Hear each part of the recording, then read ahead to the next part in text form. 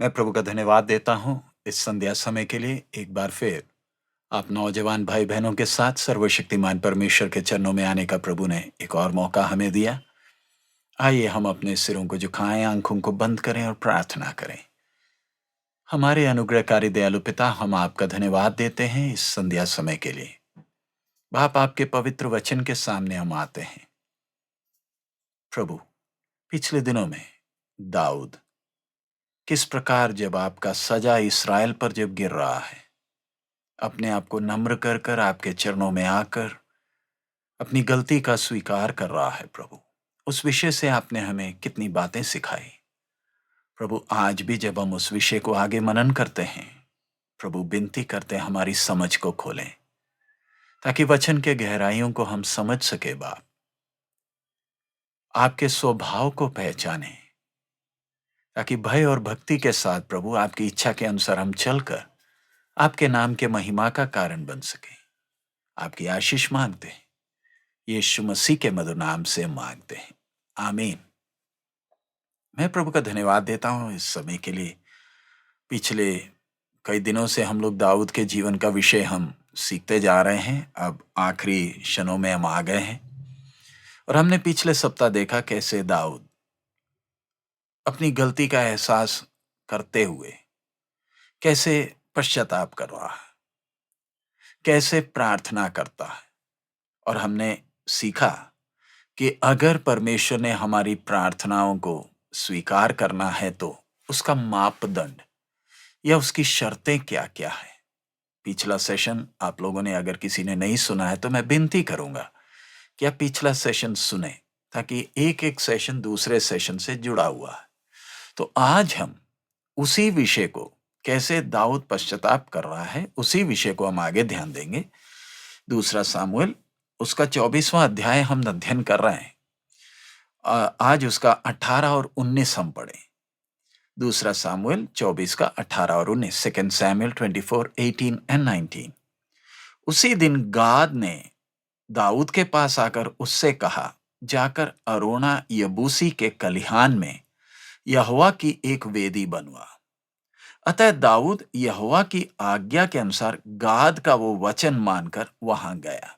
अब हमने पिछले दिनों में उसका 15 से 17 तक पढ़ा था कि कैसे दाऊद इस्राएल के लिए परमेश्वर के सामने पश्चाताप कर रहा है, कैसे अपनी गलती का एहसास कर रहा है, इस्राएल पर दोष नहीं दे रहा। बेशक हमने 24वें अध्याय के शुरू में पढ़ा है कि सर्वशक्तिमान परमेश्वर यहोवा का कोप इस्राएलियों पर फिर भड़का, लेकिन इसमें दाऊद का भी गलती है, वो हमने सीख लिया। तो दाऊद कैसे अपनी गलती मानता है, और 17 वचन में कहता है, जब प्रजा का नाश करने वाला दूत दाऊद को दिखाई पड़ा, तब उसने यहोवा से कहा, दूत से नहीं कहा, यहोवा से कहा, देख, पाप तो मैं ही ने किया और कुटिलता मैं ही ने की है, परंतु इन भेड़ों ने क्या किया है, इसलिए तेरा हाथ मेरे और मेरे पिता के घराने के विरुद्ध हो। इधर हम उस पूरी घटना को देख रहे हैं। नौजवान भाई और बहन, मैं विनती करता हूं कि हम जब वचन सीखते हैं, परमेश्वर की आत्मा कितनी बातों को हमारे सामने लेकर आ रही है, ताकि हम उन बातों से परमेश्वर के आदत को समझें, परमेश्वर के व्यक्तित्व को समझें, क्योंकि अनंत काल हमने परमेश्वर के साथ बिताना है। अगर मैं इधर परमेश्वर के स्वभाव को समझ नहीं पाया तो अनंत काल मैं परमेश्वर के साथ कैसे समय बिताऊंगा, स्वर्ग मेरे लिए कैसा होगा।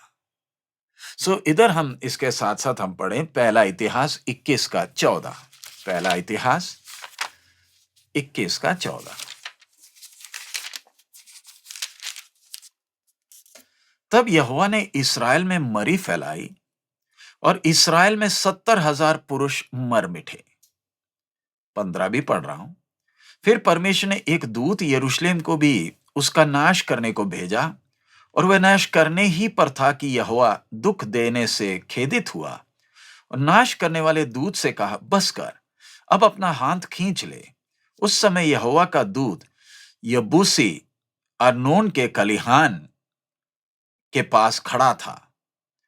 और उसका 16 भी मैं पढ़ रहा हूं। दाऊद ने आंखें उठाकर देखा कि यहोवा का दूत हाथ में खींची हुई और यरूशलेम के ऊपर बढ़ाई हुई एक तलवार लिए हुए आकाश के बीच खड़ा है। तब दाऊद और पुरनिया टाट पहने हुए मुंह के बल गिरे। तब दाऊद ने परमेश्वर से कहा, जिसने प्रजा की गिनती लेने की आज्ञा दी थी, वो क्या मैं नहीं हूं? हाँ, जिसने पाप किया और बहुत बुराई की है, वह तो मैं ही हूं। परंतु इन भेड़ बकरियों ने क्या किया है? इसलिए हे मेरे परमेश्वर यहोवा, तेरा हाथ मेरे पिता के घराने के विरुद्ध हो, परंतु तेरी प्रजा के विरुद्ध ना हो कि वे मारे जाए। सो इधर हम दो पुस्तकों में वो घटना को हम देख रहे हैं। परमेश्वर के सजा के दो पहलू को हम देखते हैं, दो दो भाग को। सबसे पहला, जिधर जिधर वो गिनती करने गए थे, दान से लेकर बेरशेबा तक, उन सब जगहों में परमेश्वर का सजा गिरा, मरी फैली, 70,000 मर मिटे। अब दूसरा भाग, अब परमेश्वर का दूत अरुणा की खलियान के वहां खड़ा है और उसका हाथ तलवार लिए हुए यरूशलेम की ओर, दूसरा भाग है। और दाऊद और उसके साथ के पुरनिये टाट ओढ़कर परमेश्वर के सामने, दाऊद अपनी गलती को मान रहा है। प्यारे अजीजों, हम जीवते परमेश्वर की उपासना करते हैं। परमेश्वर शक्ति नहीं, व्यक्ति है। परमेश्वर में भावनाएं हैं। परमेश्वर प्रेम है, न्यायी है, अनुग्रहकारी। ये सब हमने कई बार सुना है, सीखा है। हाथ का बनाया कोई पुतला नहीं है परमेश्वर। यह शक्ति नहीं है। जब परमेश्वर के सामने एक व्यक्ति अपनी गलती को एहसास करता है, परमेश्वर की करुणा को वो अनुभव कर पाता है। परमेश्वर की करुणा अनुभव करना है तो ध्यान रखें, परमेश्वर न्यायी है। परमेश्वर का न्याय और परमेश्वर की करुणा और अनुग्रह, ये आपस में टकराव नहीं करती। दोबारा मैं कहूंगा, परमेश्वर का न्याय, परमेश्वर का अनुग्रह, परमेश्वर की करुणा या दया, उसके साथ साथ आप प्रेम को भी ले लें, ये आपस में टकराव नहीं करते हैं। परमेश्वर के स्वभाव को अच्छी तरह समझना है। परमेश्वर ने क्षमा करना है। तो इधर हम देखते हैं दाऊद टाट ओढ़कर, यानी सर्वशक्तिमान परमेश्वर के सामने अपने आप को कितना नम्र किया है। अब वो गलती का एहसास तो पहले ही उसे हो गया, अपनी गलती को मान लिया, यहोवा के हाथ में पड़ना अच्छा है कर कर कह भी चुका। अब इतने लोग जब मर रहे हैं, चरवाहा बीच में खड़ा है। कितना अच्छा एक नमूना दाऊद दे रहा है। अपने लोगों के लिए उनके स्थान पर खुद खड़ा हो गया। ऐसा ही व्यक्ति हम देखते हैं निर्गमन 32 का 32। निर्गमन 32वां अध्याय 32वां वचन, 32, एक्सोडस 32:32। तो भी अब तू उनका पाप क्षमा कर, नहीं तो अपनी लिखी हुई पुस्तक में से मेरे नाम को काट दे। ये कौन है? मूसा। मूसा और दाऊद, प्रभु के हाथ में कितने शक्तिशाली बर्तन थे। परमेश्वर इन दोनों के विषय में गर्व करता है। एक परमेश्वर का दास, दूसरा परमेश्वर के हृदय के अनुसार का व्यक्ति। इन दोनों में गलतियां जरूर थी, हमारी तरह के इंसान थे, लेकिन परमेश्वर को करीबी से जैसे जानते गए, उनका स्वभाव में जो निखार आता गया, कैसे पूरी इस्राएल की प्रजा के लिए एक तरफ में मूसा, दूसरी तरफ में दाऊद खड़े होकर परमेश्वर से बोल क्या रहे हैं, अगर तू इन्हें माफ नहीं करेगा तो उस पुस्तक में से मेरा नाम मिटा दे। दाऊद कहता है, प्रभु मेरे घरा, इसलिए तेरा हाथ मेरे और मेरे पिता के घराने के विरुद्ध हो। क्या हम कभी ऐसे प्रार्थना करेंगे? हमें कितना वचन मालूम है हमारे आसपास, हमारे देश में, जब कितनी समस्याएं, कितनी परेशानियां हो रही हैं। नौजवान भाई और बहन, क्या ये मेरा देश नहीं? क्या ये मेरे लोग नहीं? क्या मैं परमेश्वर का संतान नहीं? क्या मैंने परमेश्वर की भलाइयों को अनुभव नहीं किया? मैं कब तक अपने लिए ही प्रार्थना करता रहूंगा? मुझे और आपको आत्मिक तौर पर बढ़ना है ना।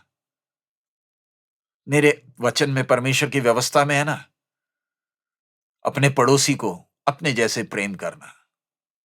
जब देश में इतनी सारी समस्याएं आ रही, क्या हम देश के लिए बीचवाई में खड़े हो जाएंगे? अपने आप को प्रभु के सामने करेंगे? दाऊद टाट ओढ़कर, मूसा परमेश्वर के सामने, और देखिए, ऐसी प्रार्थनाओं के सामने परमेश्वर झुकता जरूर है। क्यों झुकता है?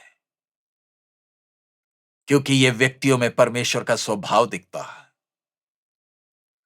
ये व्यक्तियों से परमेश्वर कितना प्रसन्न है, क्योंकि इनकी सोच और समझ कितने ऊंचे स्तर की है। इसलिए जब ये कहते थे, स्वर्ग आमीन भी बोलता था। हमें अब कितना और बढ़ना है। आजकल हम कितने प्रचार सुनते हैं, कितने विषय, चंगाई, छुटकारा, आशीष मिलेगी, विदेश जाएंगे, ये होगा, वो होगा। प्यारे अजीज, ये बचपना है। ये मसीह जीवन का बचपना है। हम एक एक को बढ़ना है, अपने और देखने से बढ़कर हमने लोगों को परमेश्वर की नजर से देखना है। परमेश्वर ऐसे लोगों को ढूंढता है। इधर हम देख रहे कैसे दाऊद विनती कर रहा, कैसे मूसा विनती कर रहा। और अब जब ऐसी विनती करता है, अब अगली बात को हमने देखना है। उसी दिन गाद में, दूसरा सामुएल 24:18, उसी दिन गाद ने दाऊद के पास आकर उससे कहा, जाकर अरोना यबूसी के कलिहान में यहोवा की एक वेदी बनवा। पहला इतिहास 21:18 भी पढ़ रहा हूं। पहला इतिहास 21:18। तब यहोवा के दूत ने गाद को दाऊद से ये कहने को आज्ञा दी कि दाऊद चढ़कर यबूसी अर्नोन की कलिहान में यहोवा की एक वेदी बनाए। तो अगली बात, जब दाऊद अपने लोगों के लिए बीचवाई में खड़ा है, हल दाऊद की ओर से नहीं है। समस्या का समाधान परमेश्वर की ओर से आ रहा है। वही दूत जो तलवार लेकर यरूशलेम के ऊपर सजा के लिए खड़ा है, हाथ बढ़ाए हुए है, वही दूत के द्वारा संदेश गाद के पास, यानी परमेश्वर का संदेश। कितना शक्तिशाली प्रार्थना है।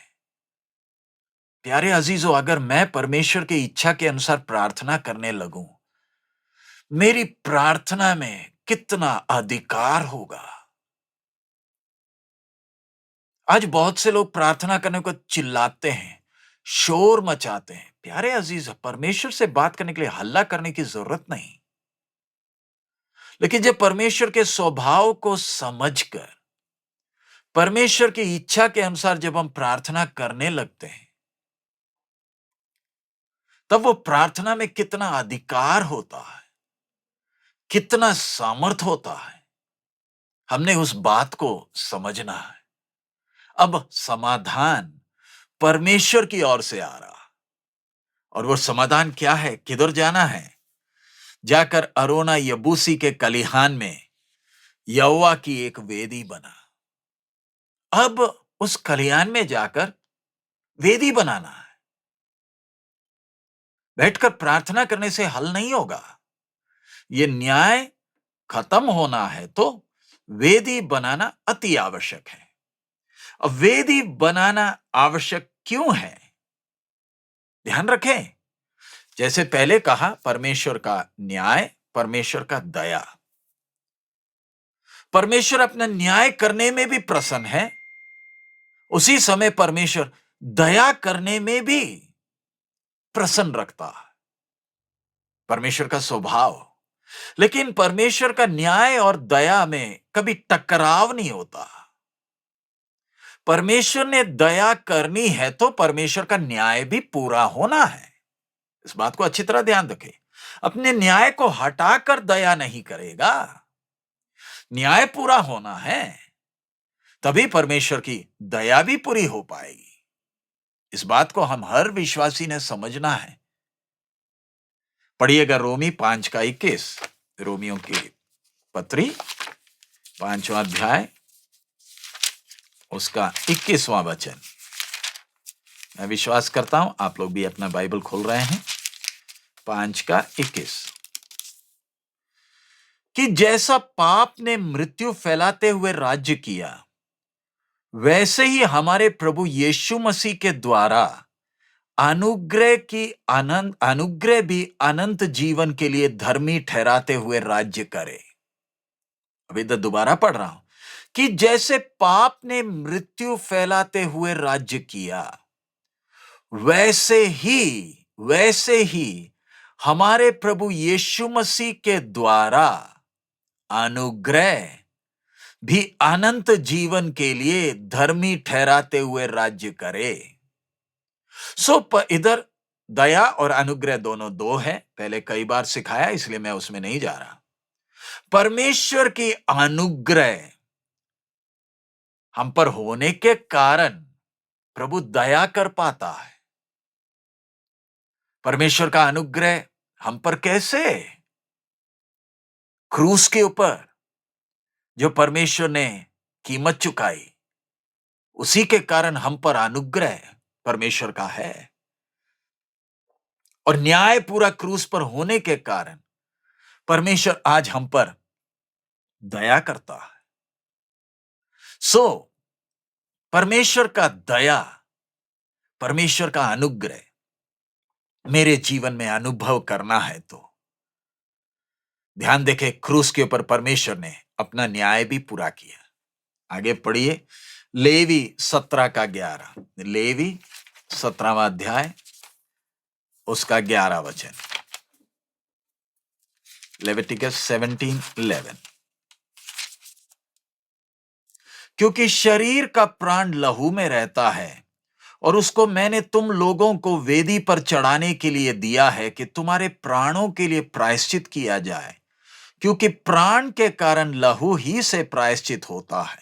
मैं दोबारा पढ़ रहा हूं, क्योंकि शरीर का प्राण लहू में रहता है, और उसको मैंने तुम लोगों को वेदी पर चढ़ाने के लिए दिया है कि तुम्हारे प्राणों के लिए प्रायश्चित किया जाए, क्योंकि प्राण के कारण लहू ही से प्रायश्चित होता है।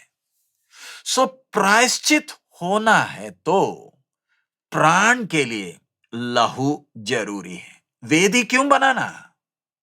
गलती हुआ है, इस्राएल ने भी की है, दाऊद ने भी की है, और वेदी बनाना है प्रायश्चित के लिए।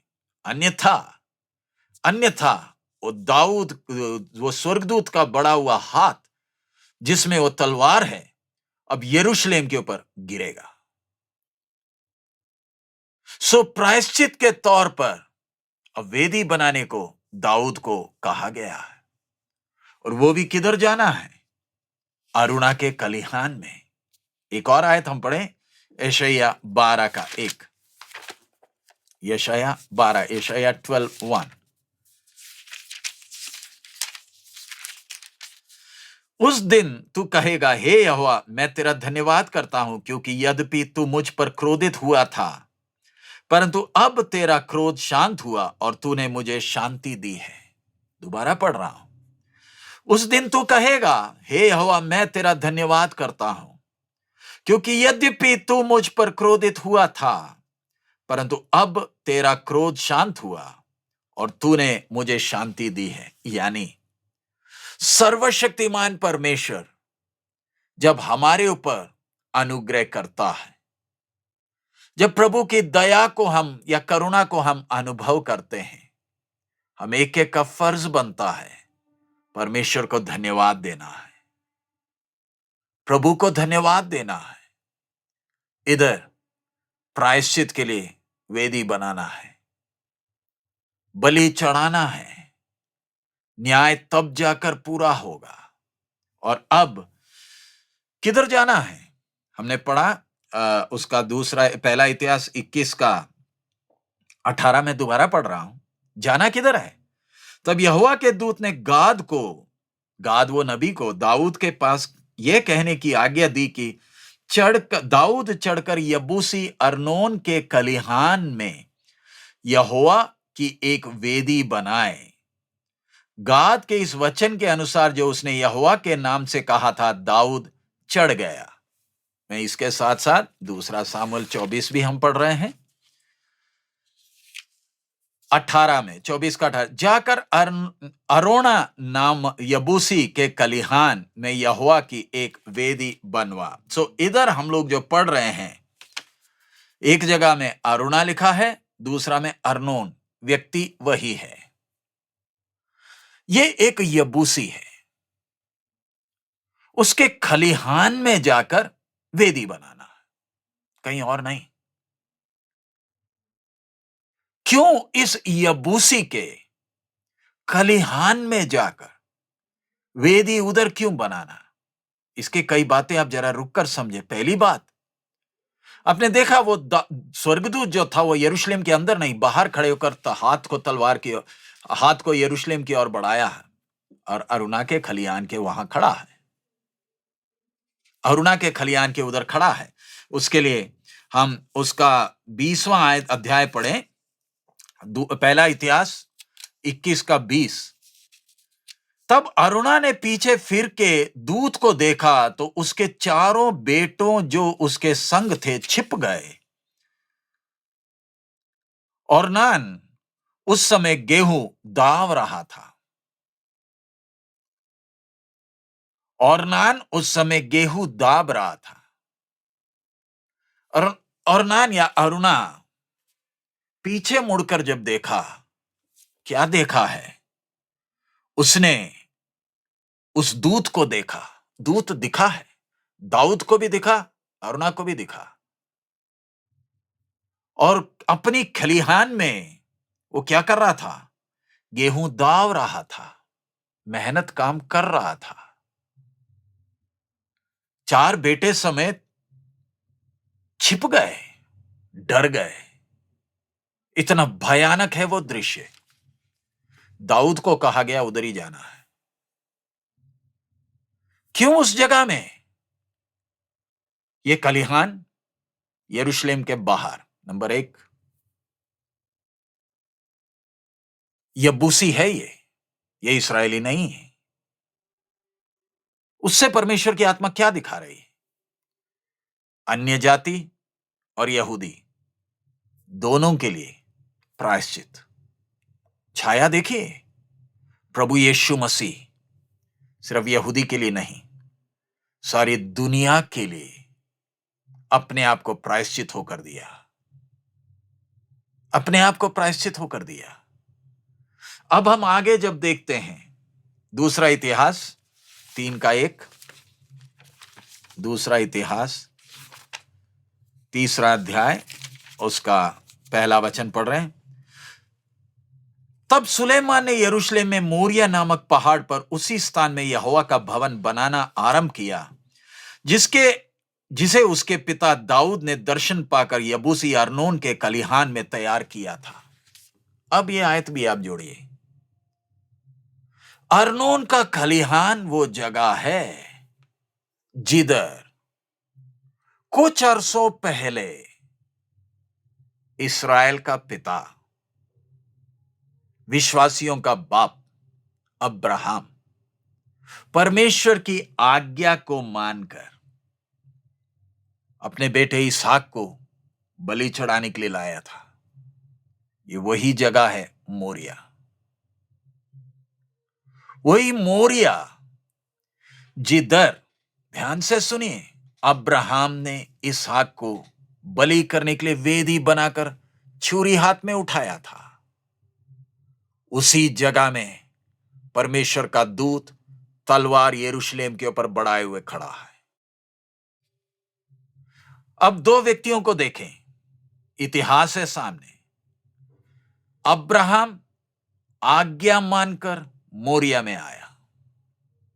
अब्राहम ने कोई गलती नहीं की थी, परमेश्वर ने वो जगह बताया था, उसके विश्वास की परख थी, और उधर कैसे वो विश्वास योग्य प्रमाण दिया, और कहा वही जगह जहां पर परमेश्वर ने अब्राहम से वाचा बांधी, शपथ खाई, और अब हम उधर देखते हैं कि दाऊद को भी जाने को कहा गया। अब्राहम कोई गलती के कारण वह नहीं गया था, परमेश्वर की आज्ञा मानकर गया। अब उसी स्थान पर दाऊद क्यों आ रहा है? परमेश्वर की आज्ञाओं का उल्लंघन किया है, परमेश्वर का सजा गिरना है, गिर चुका कुछ हद तक, प्रायश्चित के लिए आ रहा है। वही एक ही स्थान, अरुणा का खलिहान, या दूसरी शब्दों में मोरिया। जरा रुककर देखें, आपको याद है हमने दाऊद का जीवन अध्ययन किया। संदूक तो सियोन पर्वत पर है, मिलाप वाला तंबू तो गिबियोन में है, लेकिन वेदी यहां क्यों? यहां क्यों? यह वो स्थान परमेश्वर ने नियुक्त किया यरूशलेम के बाहर। यानी उस स्थान की भी खूबी यहूदियों के लिए भी, अन्य जातियों के लिए भी। यबूसी अरुणा वो भी बच जाएगा, वो भी बच जाएगा। यहूदी इस्राएली भी, वो भी बच जाएंगे। प्रायश्चित इधर होना है, उससे मैं और आप परमेश्वर के आदत को जरा समझें। अब्राहम ने जब वेदी बच्चे पर छुरी उठाया, उसने इस जगह का नाम कहा था यहोवा यीरे, यानी परमेश्वर इंतजाम करेगा कर कर बहुत लोग ये बोलकर चलते हैं, प्रभु इंतजाम करेगा। प्यारे अजीजों, वचन को अपने निजी स्वार्थ के लिए तोड़ मरोड़ मत करिए। आप समझते, एहसास नहीं करते, परमेश्वर की बात को आप अपनी सोच समझ के अनुसार तोड़ मरोड़ करोगे, आपके ऊपर उसका सजा आएगा। ये आपका वचन नहीं है, ये परमेश्वर का वचन है, और आप उसको बदलोगे तो क्या बचोगे? ठीक है, अनजाने में अगर बोल दिया तो बात अलग है। यहोवा यिरे का मतलब परमेश्वर इंतजाम करेगा नहीं। वचन में आप पढ़कर देख लीजिए, यहोवा के पर्वत पर परमेश्वर इंतजाम करेगा, देखा जाएगा। यहोवा के पर्वत पर देखा जाएगा। क्या? कोई घर, कोई लड़का या लड़की, कोई नौकरी, कोई पैसा? परमेश्वर ने तो कभी वायदा किया नहीं। यहोवा यिरे बोल बोलकर चलते, कई लोग गाड़ियों के ऊपर लिख रहे थे, कई लोग घरों के ऊपर लिख देते। इतने निजी स्वार्थी हो गए, लालची हो गए। प्रभु ने तो कभी नहीं कहा मैं घर दूंगा, कभी नहीं कहा गाड़ी दूंगा, कभी नहीं कहा पैसे दूंगा। प्रभु ने किया हुआ वायदा यहोवा यिरे का मतलब यहोवा के पर्वत पर दिखेगा या इंतजाम होगा। क्या? परमेश्वर का मेमना, और इंतजाम हो चुका मोरिया पहाड़ के ऊपर। हम देखते हैं कि कैसे उसी स्थान में दाऊद अब वेदी बनाने आ रहा। 21वां दूसरा इतिहास, पहला इतिहास 21 का 26 देखें। पहला इतिहास 21 का 26। तब दाऊद ने वहां यहोवा की एक वेदी बनाई और होम बलि और मेल बलि चढ़ाकर यहोवा से प्रार्थना की, और उसने होम बलि की वेदी पर स्वर्ग से आग गिराकर उसकी सुन ली। अब अगली बात, जब दाऊद परमेश्वर की तरफ से जब हलाया, कि वेदी बनाना है, प्रायश्चित के लिए होम बलि चढ़ाया। परमेश्वर प्रार्थना का जवाब क्या दे रहा है? स्वर्ग से आग उस वेदी पर गिरी, यानी दाऊद, तेरी प्रार्थना को स्वीकार किया गया। कितना तसल्ली! दाऊद जब उस वेदी के ऊपर आग को जलते हुए देख रहा है, ये मैंने नहीं जलाया, ये मैंने नहीं जलाया, परमेश्वर ने मेरी प्रार्थना को सुन लिया। टाट ओढ़कर प्रभु के सामने पड़ा था। वो दृश्य की गंभीरता को जरा देखें। अरुणा की खलिहान में बाप और बेटे भाग गए डर के। दूत उधर तलवार ली खींचा हुआ खड़ा है। वेदी के ऊपर होम बलि चढ़ाया। दाऊद और पुरनियों ने टाट पहना हुआ है। स्वर्ग से आग गिर रहा है। मैंने प्रार्थना को सुन लिया। उसके बाद 26 में हम पढ़ते हैं, तब यहोवा ने दूत को आज्ञा दी और उसने अपना तलवार फिर मयान में कर ली। आग गिरा, तलवार मयान में वापस। पहला इतिहास 22 का 1। तब दाऊद कहने लगा, यहोवा परमेश्वर का भवन यही है और इस्राएल के लिए होम बलि की वेदी यही है। क्या आपको समझ में आया इस वचन का गंभीरता? तब दाऊद कहने लगा, यहोवा परमेश्वर का भवन यही है और इस्राएल के लिए होम बलि की वेदी यही है। परमेश्वर ने दाऊद को मंदिर बनाने तो नहीं दिया, लेकिन परमेश्वर दाऊद के जीवन से इतना प्रसन्न था कि दाऊद को प्रकट कर दिया कि मंदिर बनेगा कहां, कहां पर वो वेदी होगी। दाऊद को मंदिर बनाने नहीं दिया। दाऊद को दुख था, लेकिन दाऊद के जीवन के समाप्ति के क्षण जब आए, हमने देखा दाऊद मंदिर बनाने के लिए सामान भी इकट्ठा किया, लेकिन आखिरी में वो दृश्य जरा देखें। दाऊद बोलता है, यहां पर मंदिर बनेगा, यहां पर यहोवा के लिए होम बलि की वेदी होगी, जहां पर प्रायश्चित के लिए बलि चढ़ाया जाएगा। प्यारे अजीजों, यह सब छाया, असलियत प्रभु यीशु को जरा देखें। अब्राहम ने अपना बच्चे पर छुरी चलाना चाहा, परमेश्वर ने चलाने नहीं दिया। इसहाक को मरने नहीं दिया, क्योंकि इसहाक के मरने से लाभ कुछ नहीं। दाऊद ने बोला, सजा मेरे ऊपर आने दे, इस्राएल पर ना आए। दाऊद, वो प्रार्थना भी स्वीकार्य नहीं। तू किसी के लिए प्रायश्चित नहीं कर सकता। वेदी बनेगी, निष्कलंक जानवर चढ़ेंगे। ये सब क्यों? केवल एक ही प्रायश्चित बन सकता है। आसमान के नीचे, पृथ्वी के ऊपर मनुष्य के प्रायश्चित के लिए इंसान, धर्म, समाज, सरकार कोई तरीका लेकर नहीं आ सकता। प्रायश्चित का तौर तरीका स्वर्ग तैयार करता है, और वही तौर तरीका है गोलगोथा के क्रूस के ऊपर परमेश्वर का निष्कलंक मेमना, जगत के पापों को उठाए हुए परमेश्वर के क्रोध को अपने ऊपर सह लिया, ताकि कोई नाश ना हो। परमेश्वर ने जगत से इतना प्रेम किया कि उसने अपना इकलौता पुत्र दे दिया, ताकि जो कोई उस पर विश्वास करे नाश ना हो, वरन अनंत जीवन पाए। नौजवान भाई, नौजवान बहन, परमेश्वर के स्वभाव को जरा देखें। आपको और मुझे परमेश्वर कितना प्रेम करता है।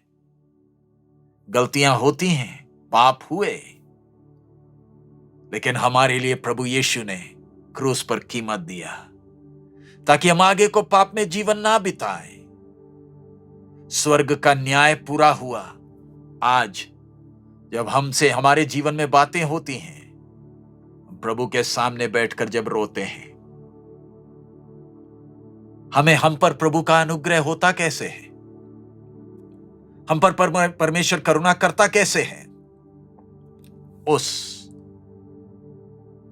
मेमने को जब स्वर्ग देखता है जो निष्कलंक है, जिस पर सजा गिर गया, मैं और आप आज आजाद हैं। आइए हम अपने सिरों को झुकाएं, प्रार्थना करें। हालेलुया। हमारे अनुग्रहकारी दयालु पिता, हम आपका धन्यवाद देते हैं प्रभु। आपके वचन को धीरे धीरे कर हम जब सीख रहे हैं, बाप आपके अनुग्रह के लिए धन्यवाद। वचन की गहराइयों को आप एक एक कर प्रकट कर दे रहे हैं प्रभु। हम इस लायक नहीं हैं, फिर भी आपको अच्छा लगा कि हम आपके वचनों को सीख सकें। आपके अनुग्रह के लिए धन्यवाद, आपके करुणा के लिए धन्यवाद। इस उद्धार की कीमत को समझते हुए बाप, आपके नाम के महिमा के लिए जीने के लिए आप हमें सहायता करें। हम एक एक पर आपकी अनुग्रह बनी रहे। आगे भी आप हम एक एक से बात करें। सब महिमा आप ही को देते हैं, यीशु मसीह के मधुर नाम से हम मांगते हैं, आमीन। प्रभु यीशु मसीह का अनुग्रह, पिता का प्रेम, पवित्र आत्मा की सहभागिता हम सबके साथ अब से लेकर हमारे प्रभु यीशु मसीह के आगमन तक होती रहे, आमीन। प्रभु आप सबको बहुत आयत में आशीष दे। हमारे लिए भी प्रार्थना करें, और इस विषय से संबंधित अगर आपको कोई भी सवाल अगर उठता है, आप नीचे कमेंट्स में लिख सकते हैं, या बुधवार को जब हमारे जूम सेशन होते हैं, आप उसमें जुड़ सकते हैं और सवाल पूछ सकते हैं, ताकि हम मिलकर, मैं वचन का कोई पंडित नहीं, हम मिलकर वचन सीखें, आत्मिक उन्नति करें। हमारा प्रभु अति शीघ्र आ रहा है। प्रभु आप सबको आशीष दे। मारानाथा।